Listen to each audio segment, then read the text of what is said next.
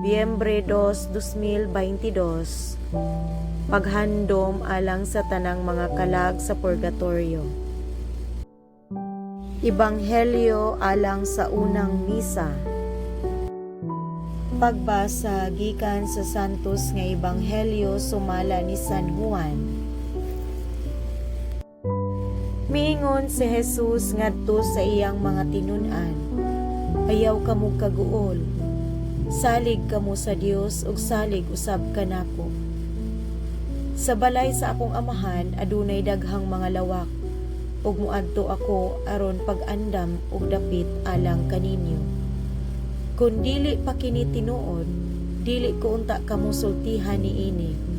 Ug kun atuwa na ako didto ug makaandam nagdapit alang kaninyo, mubalik ako ug kuhaon ko kamo aron bisag asa ako atua usab kamo.